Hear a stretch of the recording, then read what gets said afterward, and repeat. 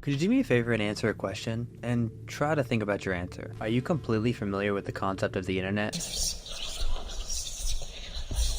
For most of us, the answer would be yes. Common knowledge is 90% of the internet's users enjoy what is known as a surface web, and our more intricate users can choose to dive deeper into the more darker, slightly illegal corners of the platform. But there's been an unexplained phenomenon that traces back to way before the internet even existed, that I've recently been seeing popping up more and more across popular sites such as Reddit and 4chan, and it seriously grabbed my interest. But it surprised me how many people don't know really what they're looking at and where it all comes from. These anomalies can be anywhere from sort of weird to downright insane. And I'm talking like hardcore drugs kind of insane. And this can be anything from developers that randomly disappear as soon as their first game blows up, like that's common practice, or worlds that just seem to, every single time you see them, invoke a weird sense of nostalgia and deja vu, even though it's something you've almost positively never seen before, and they're completely abandoned and doesn't seem to represent anywhere at all. Almost like someone put it into our memories, or maybe we had even seen it in dreams. So there's a lot to cover here, so I put together a sort of timeline of my favorite examples of this, so we can sort of take the story and the lore from each of those and put together something that might be able to explain all of this insanity and make it a little bit less insane. I'm also going to be going into something that I recently discovered, and I'm going to be explaining what I like to call the liminal uncanny valley, which I'll go into later. But as usual, welcome, I'm Mr. Mirage, and today we're going to be going over the internet's language of insanity. You best be on your way. What way? All I want to do is wake up from the stream. Daisy, Daisy, give me your answer too. I'm half crazy, all for the love of you. It won't be a stylish marriage. I can't afford the carriage, but you look sweet upon the seat of a bicycle built for two.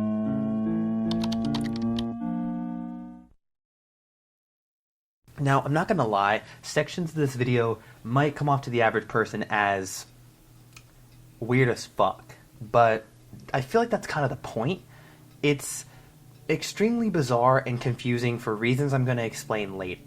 But for now, we're going to go over what I see to be the origins of all this stuff. And it dates all the way back to the 1900s and the end of World War II and the Great Depression, where a bunch of artists would go on to start a movement that would later go on to be called Surrealism, which essentially consisted of people tired of making normal shit, so they basically took an insane amount of drugs and started drawing pure insanity.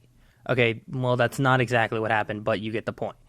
Now, Surrealism for the longest time would stay mostly in the basic forms of art until it was eventually thrown into, like, movies and books and stuff like that. But other than those three things, it stayed relatively to itself, and not a lot of people really knew what it was.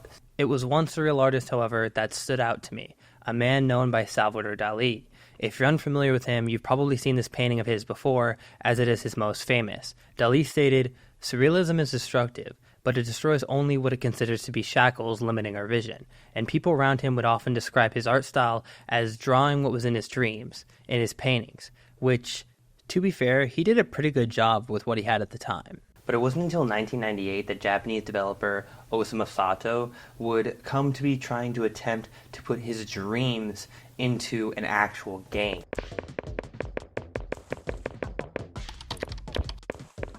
Now, LSD Dream Emulator, along with many of the other games that I'm going to be going over in this video today, all seem to have that same theme of having or to do with or encapsulating the feeling of dreams in their actual media. And this is weird to me because I don't understand where this all came from. Like, how would they all be linked to each other, and what is the overall meaning behind all of this stuff? And to understand that, we have to ask ourselves, what are dreams really? Sigmund Freud states dreams are often the most profound when they seem the most crazy. Many psychologists have been interested in studying dreams for years, and there have been lots of theories that dreams could have secret meanings or predictions, but we can all agree that they are genuinely weird and unpredictable, which I think is incorporated pretty well into surreal art and later when they are incorporated onto the internet, like our first game, LSD Dream Emulator. Which, by the way, still think I was wrong about the drugs earlier. The desire to be able to recreate or see dreams is not a new one, but it is something you've seen a lot more since Surrealism has become more popular on the internet. LSD Dream Emulator seems to do an amazing job of this, almost too good of a job. Except for some reason, it didn't become popular, becoming nothing more than a cult classic enjoyed by very few. But in the making of this game, Sato would use articles from his dream journal and draw and code them directly into the game. The game seems relatively like a random assortment of colored insanity until you realize it's not. In fact, almost nothing is random in this game, but rather part of a huge timeline that starts the second you get into the game, and the longer you're there, the more disturbing and weird everything around you becomes. And you are tempted in every section to accidentally wander someplace you shouldn't be, or see something you shouldn't as you are pulled deeper into the game. And to make matters worse, there is a mysterious gray man stalking you and will pop out in front of you and wipe the memory of all the other dreams you've been in from your character. The deeper you go, the weirder and more disturbing it becomes, until eventually you will see what looks to be faces of real people plastered as every texture in this game. You will see people who appear to be murderers and some other people who just look half dead. And there are so many glitched textures, such as a father and daughter, that just appear randomly. Now, some people seem to speculate the Gray Man as a representation of a murderer or as trauma in a person that is dreaming's real life scenario. However, I always picture him as a sort of entity that is trying to keep you from seeing something you're not meant to see, or pulling you away from sinking too deep into the dream. And it ponders the question to me, do we really know what we're getting into here? Freud states the interpretation of dreams is the royal road to a knowledge of the unconscious activities of the mind. I don't know if we understand enough about what we're exactly seeing in these sort of games, but I do know they are meant to reflect our mental state to an extent, but in all fairness, we don't even remember most of the dreams that we have, and they're not always positive, and that tends to get worse and worse the more our mind starts to slip.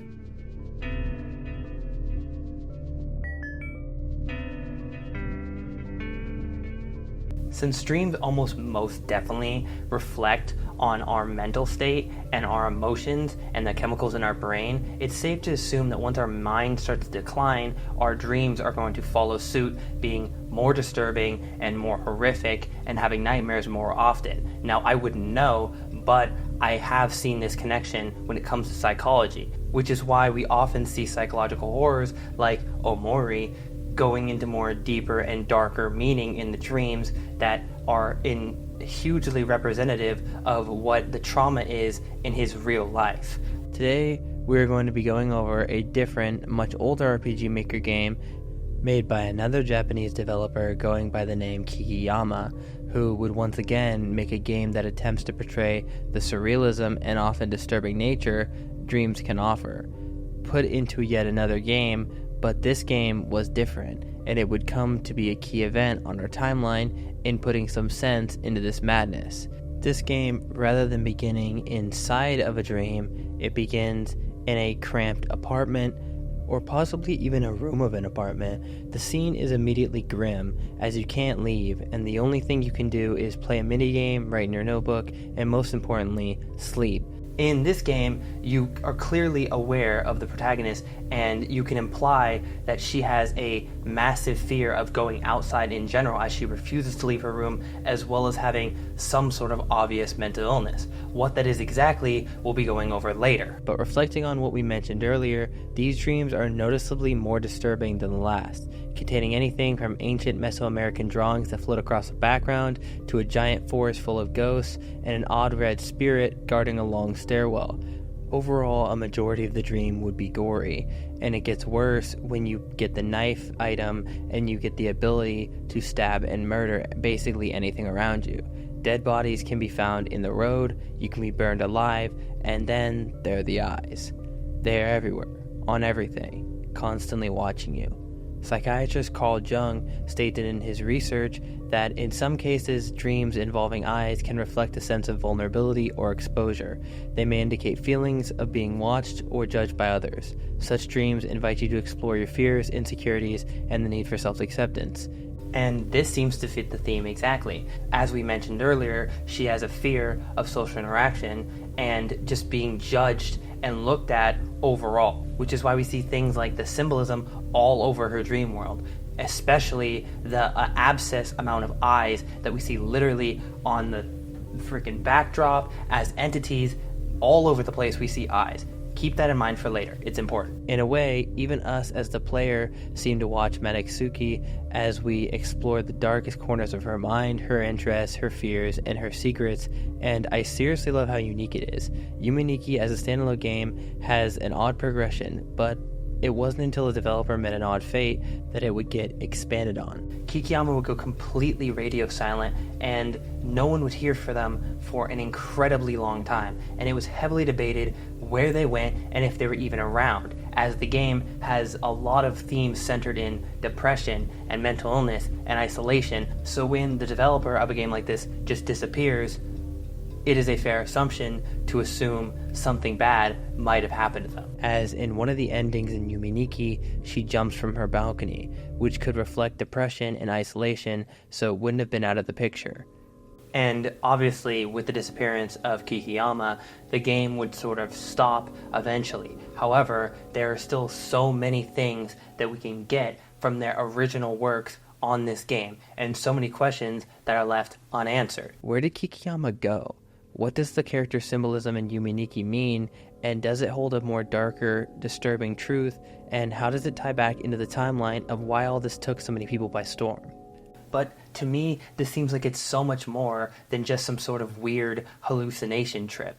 It must have more meaning to it. However, at this point in my research, I had hit a wall. So I was trying to figure out how I could give logic and reasoning to something that obviously had neither of those things and was incredibly difficult to be researching because look at this shit. I mean, look at it.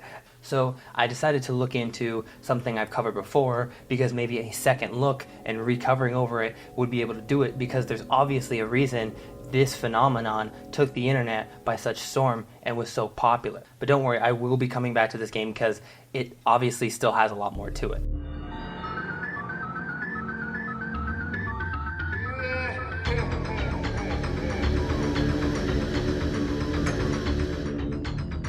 God, I like this shit better when I didn't talk into a fucking camera. Alright, so we've officially reached the timestamp where I can no longer go on without mentioning liminal or liminality at least once. So go ahead, let out the groan, I know. So I'm going to briefly go over the concept of liminality, but bear with me here. I promise you it is necessary for what is coming in the future because it ties into a lot, into the games that I've covered, and to what I'm going to be covering next. Now, the subject of liminality and liminal spaces to me are split into two different mental effects, one of which being the positive, nostalgic, odd feeling of comfort, and the other being the creepy, disturbing feeling of anxiety when you look at these images, which I'm sure is one thing in this video nearly everyone is probably familiar with at this point. You feel both of these feelings in different balance depending on who you are. For an example, someone like me who wouldn't mind exploring this abandoned world, especially with some friends, they give me a sense of calm and interest. But someone who is a normal member of society might see them as disturbing or haunting world abandoned by everyone who used to inhabit it, and the thought of being trapped inside one of these gives them extreme anxiety, which is where we would see liminal horror like the backrooms come to be so popular. It's a very common thing for these to have a positive and negative context, just as dreams can be positive and happy, or they can be nightmares. When it comes to surreal media, liminal spaces, along with basically every single thing I've covered and will cover in this video, fall somewhere into a sort of liminal uncanny valley, with liminal spaces existing in a sort of limbo between these two. Now, if you're unfamiliar, they did become popular during the 2020-2021 COVID period where everyone was isolated and they were alone, and mental health probably did see a huge decline. Liminal spaces, although you do see them a lot and they are slightly overused, they are still a necessary and really cool part of surrealism, especially modern surrealism, along with the games I've been going over. The Uncanny Valley usually consists of a gray area between things that look human and things that imitate humanity, but aren't quite. But for the sake of this video, the liminal Uncanny Valley will instead represent the area between a positive dreamlike feeling of comfort and a negative disturbing feeling of anxiety or a nightmare. And liminal spaces would be right at the bottom of the valley, with dreams being to the left and nightmares obviously being to the right. Now, we will obviously come back to this reference later, but the question still stands. What causes people to perceive these as either disturbing and anxious or comforting, and as something they can use to escape to and feel calmed by? And to answer this, I think it's time that we return to Yume Nikki and the return of Kikiyama.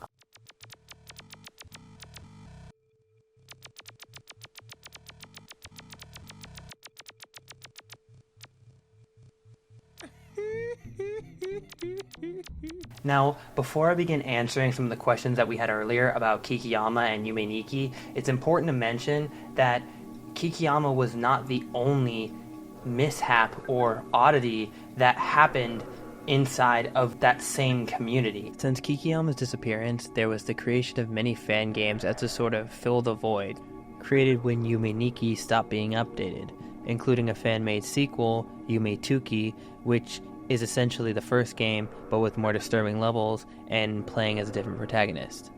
The point of this was it would actually bring a sort of light to another creator known as Karomba, who would make another Yume Nikki inspired fan game based off of Yume Tuki. God, this is fucking ridiculous. These names are ridiculous. I should not be pronouncing these, but I am. We're going to deal with it. We're going to deal with the mispronunciations and just move forward with it. So basically, this developer would go on to make their own fan game, and oddly, after it gaining some sort of traction, they would not only delete the fan game and disappear similar to Kikiyama, they would also write a string of paragraphs of warnings warning the fan base to not cover it, to not fucking stream it, nothing. Sorry, I had to take a second to turn down the exposure on my light because it was blinding the fuck out of me and I deadass could not see, and I was like almost stumbling in here with blurry ass vision, and I was wondering why, and it's because of the big ass fucking spotlight that's behind this camera that's supposed to be illuminating me, and in reality it's just blinding me. So moving forward, now this could be chalked up to a lot of different things, but I feel like the most popular theory is that these developers sort of weren't prepared for the popularity that their like new games were going to get them. They just expected to post them out and it get like maybe 30, 40 to 100 people, but then it ended up gaining like such a crazy following that they just weren't ready for it. So then one person would go disappearing, the other would take their game down. Now that seems to me like it would be a sort of trail gone cold, but not necessarily. It was able to tell me that my theory in some part was correct, as the game does seem to semi-relate to Kikiyama and the developers who make those games, and they do seem to relate to their real-life struggles, as they do prefer the isolation mentality like Matatsuki and Yume Nikki. But it also seems a little off to me. But like I said, none of this is confirmed. I don't know if Kikiyama is depressed. They could just be a person who didn't want to be famous. That could also be an option. So nothing is 100% true. This is just a theory. However, it does seem weird to me how this happened to multiple people, and the game happens to be having to do with mental illness and using dreams to escape mental illness and stuff like that. So it wouldn't be out of the ballpark. And this was amplified when Kikiyama would make their first appearance in literal decades in the form of an interview with the Undertale dev Toby Fox. What the fuck is this? For those who don't know, the interview, rather than being like every other interview ever, was in the form of text and only answered in yes or no questions. But all that interview really told me was that it was official that the developer of Yume Nikki did take some sort of inspiration from LSD Dream Emulator, which is enough evidence for me to connect the two together as the same genre and the same kind of surrealism. And then I also learned that there's a Denny's in Japan, so that's cool. Now, for the interview not being as helpful and knowledgeable to me and the other fans of Yume Nikki as it could have been, I blame the Foxman for not asking proper questions. However, to be fair, in his case, he was interviewing someone from a foreign country who was specified to be a shut-in, maybe depressed, maybe mentally ill, overall a shy person. So interviewing them with yes or no questions, especially because it's in a different language, was probably the smarter move, but it still leaves a lot of plot holes. So this is where the Kikiyama trail officially sort of ends. But there are a lot of questions that we can still answer within the game Yume Nikki itself. With this knowledge, what I'm getting at here is that it seems to be a connection between all of the internet surrealism examples I've mentioned, as they seem to draw inspiration from dreams similar to Dali did back when the movement first started, as well as many of the developers of these games do reflect some of their own lives when it comes to their work. Yume Nikki especially, as there were multiple different mental illnesses hinted at with symbolism in the game, such as Madatsuki having a deep fear of attention as shown by the many eyes that show up in her dreams mentioned earlier, as well as the duality of every character in the game having the ability to go from docile to attacking you randomly, which possibly to me displays a lack of trust for the people around her. There was also frequent signs of death, despair, tragedy, fear, and trauma. Hell, even the official manga for the game, the Yume Nikki manga, was supposedly about the side character Ponoko, you know, the blonde chick with the boa in the fucking middle of the, you know, that person. The story was supposed to be in her perspective, actually, and it was meant to be her anxious, like, fears of being actually pregnant and her fear of childbirth and all those other things manifesting into the dreams that you see and you play throughout the game. But there would always be elements of these dreams that would come out in the form of random disturbing creatures, such as the Gray Man in LSD Dream Emulator, or the jellyfish creatures in Yume Nikki, that almost definitely represent some sort of disaster warning, as they can be found only around dead bodies or in the end credits following the balcony ending. It's obvious that every single event in Yume Nikki can be chalked up to some sort of emotion or fear or anxiety in Madatsuki's real life, but that still makes it an incredibly cool concept, not just because I love surrealism, well, partially because of that, but because I like surrealism and because it is a fucking awesome surrealism game. But there's no doubt that Yume Nikki does head more towards the anxious side of the Liminal Uncanny Valley, as it does have darker themes. It encompasses murder. It talks about a lot of trauma of either of Madatsuki or, theoretically, Kikiyama, if you want to go that way. If you want to agree with it. If not, that's cool. I don't blame you guys. So it's definitely leaning more towards disturbing, but it's still somewhere in the middle. Now, like many of you guys, I was honestly confused on what made liminal spaces and dream simulator games so impactful and yet received so differently by different people.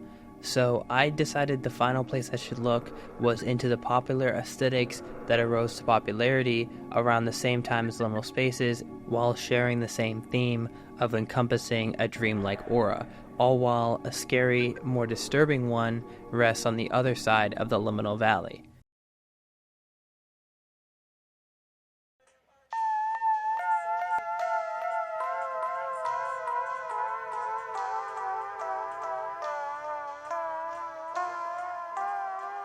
Now, if you've seen my other video about liminal spaces, you're probably familiar about the term core, like weirdcore and its subgenres, dreamcore and traumacore, which, if you're unfamiliar, basically just means that it's images or videos or whatever that is revolved around the first half of the word, whether it be triggering it or whatever. Dreamcore is built around dreams. Traumacore is supposed to remind, trigger, or be based around certain traumas. And the overall umbrella term, weirdcore, is essentially, in a way, a word for modern surrealism, or what I've been calling internet surrealism. So if you've seen this entire video thus far, it seems to be directly related to what we've been talking about here, especially when it comes to weirdcore and dreamcore. Now, the difference between the two was something that I sort of have been trying to figure out for the longest time, because there are a lot of similarities between the two, but I think the rule of thumb is dreamcore is more positive and comforting, usually by leading more into the peaceful or nostalgic aspects of the images, while weirdcore, being on the other side of the liminal valley, most of the time being far more creepy, designed usually with a panic or implied mental illness in the text, such as "you need to leave" or something that is usually associated with fear. Now, a common denominator that I'm seeing so far is in about 90% of the stuff that I've covered has some sort of root in either surrealism, mental health, and then a relationship with dreams of some sort, leading me to believe that since they often will have text inside of them that are associated with stuff that you would often hear in real life during scenarios that are, say, good or bad, like the quote I mentioned earlier, it would make sense on why they would cause you to have that sort of association with it. And overall, just implying something bad is going to happen, and subconsciously giving your body that anxious or uncomfortable feeling, which is why I believe liminal spaces tend to have that feeling between comfort and anxiety, as they don't usually contain entities or eyes or bizarre creatures like weirdcore does, nor does it contain the same text, leaving your subconscious confused on whether you're experiencing something comforting or disturbing, as they often have aspects of both, like I mentioned earlier. This leads me to overall finally be able to form a theory as to explain all of this insanity into something that finally can make some sort of sense. Now, it's obvious at this point that the explanation, if there is one, to all this insanity is that it's meant to be as a sort of symbolizing an escape from a possible negative reality. Whether that be in Yuminiki when she's isolated and depressed and she uses her dreams to escape reality, and then the symbolism in her dreams sort of shows that, or the obvious trauma in LSD Dream Emulator with the Gray Man and all the other ghosts and decapitated people and all the gore and stuff like that.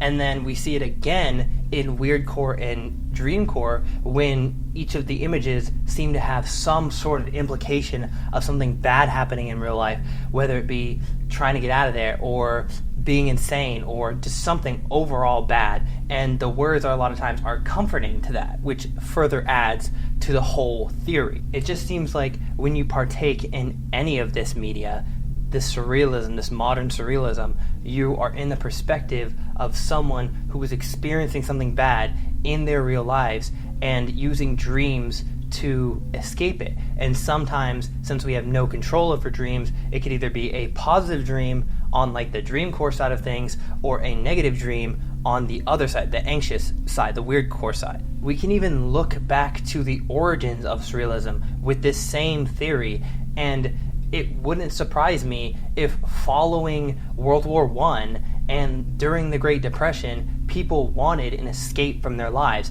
And these artists in Europe decided that this form of surrealism, of taking what was real and making it more comfortable and, in a way, a fantasy to make them feel better, it just seems like it could be an overall explanation for all of this. But in case you're still not convinced that this is a valuable theory, I'm going to go ahead and use it as my core logic to explain the indie animation weirdcore series Ena by Joel G.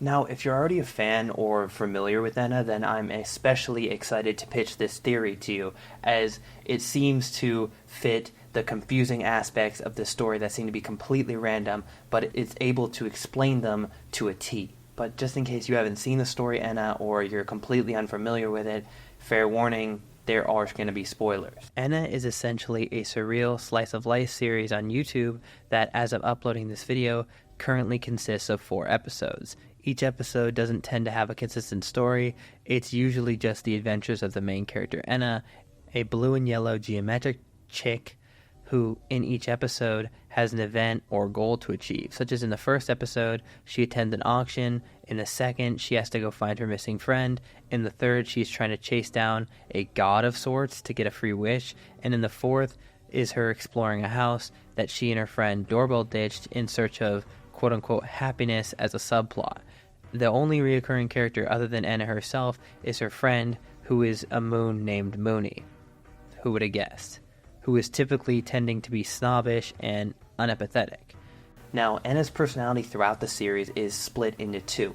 One is more sad and depressed and seems to self-loathe and hate herself and often break down. The other is more happy and is more, positive in a sort of way, but it seems to be overly happy, like way up here when it comes to highs, and then the other sound is way down here when it comes to the lows. The entire series, to be honest, reminds me a lot of the style of LSD Dream Emulator, especially to the fact that a lot of the game is styled like they're actually playing a video game, which another reason why it's so damn cool. Between speaking random languages that don't match the subtitles to requiring blood samples for identification, Ena is also known to frequently break down, but unfortunately no one seems to act like it's anything new, and most people ignore it or treat it as an annoyance and brush it off. Similar to other forms of modern surrealism, there isn't any way to explain this series until you look at it from the perspective of the other games we've covered and the theory that we've formed throughout the video so far, such as Yuminiki being able to be described as a bizarre world full of random entities and playing as a person who seems to be mentally distressed. With this in mind, I can actually decipher it and assume a theory that Ena is the story of a mentally ill girl and you're in the perspective of her dream, trying to escape whatever her reality is. We don't really see that. Now, stay with me here. This theory would explain why every episode is so different, as apart from a rare reoccurring dream, usually dreams tend to be different every time. This would also explain why we often see characters speaking different languages that don't match their subtitles, as Ena's real-life counterpart probably has heard those languages being spoken in real life, but doesn't actually know what they mean. So in the dream, they just put what they need to hear in subtitles when they're really saying something completely different, often warnings or advice. This would also explain why the characters in the dream seem annoyed when she breaks down, because it is a common symptom of mental illness, particularly depression, to believe that you are bothering everyone else around you. She also will commonly say phrases like, "Somebody end my suffering and I'll never amount to anything," as she breaks down, leading me to believe that Ena is most definitely a series about the dream world of a depressed girl trying to escape her reality through distracting herself with these fake adventures. Now, most of the time, since she is in a dream, she would be in a neutral state of being both yellow and blue, but every once in a while, her true depressive state will kick in, causing her to break down and start self-loathing. This would also explain why in The Power of Potluck, the newest episode, there is a subplot of her looking for a source of fun or happiness. At the end, she meets an entity that tells her to find fun in the little moments in life, and that would be the key to her happiness. This could be something she has heard from a therapist in real life that transferred through her subconscious into her dreams. This theory would also explain why Ena is constantly stating that the world around her doesn't make any sense at all, which would be odd if she had actually lived in that world. The only explanation would be that this world is consistently new and unfamiliar to her. There is also the theory that each of the dummy-looking things that we see in the episodes are other Enas, as the shepherd refers to our main character as another Ena troublemaker, implying she sees Enas a lot and they are a race rather than a person. And my theory is Enas are a representation of a dreamer rather than part of the dream itself. They're a real person, which makes sense why they often cause trouble, as they are unfamiliar with everything and they can make their own decisions, which could end up being bad ones.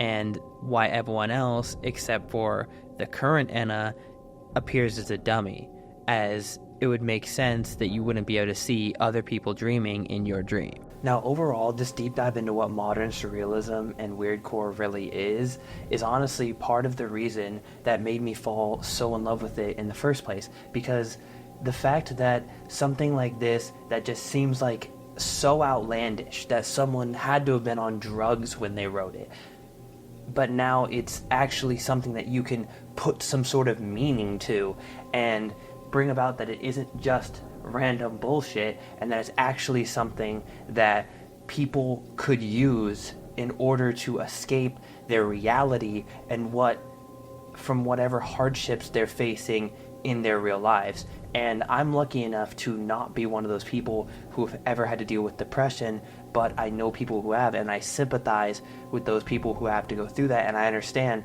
that sometimes having some place like dreams or the surrealism of stuff that is dreams can be some sort of comforting, as well as nostalgia to a better time that might not have been as hard. So I can see how something like this might be considered like comforting to some people, but then on the other hand, it could be really anxious and uncomfortable and disturbing to other people. So this to me just seems like one of the most coolest things, and it's always been one of the most coolest subjects to me. So I'm glad you guys came with me on this journey, and if you liked it, make sure to drop that subscribe, because I try to get you guys the best horror content to enjoy as fast as I can. Now, I know this video was kinda as insane as weirdcore itself, but I'm glad you guys stayed around, and I cannot express how much I appreciate every single one of you guys, so thank you.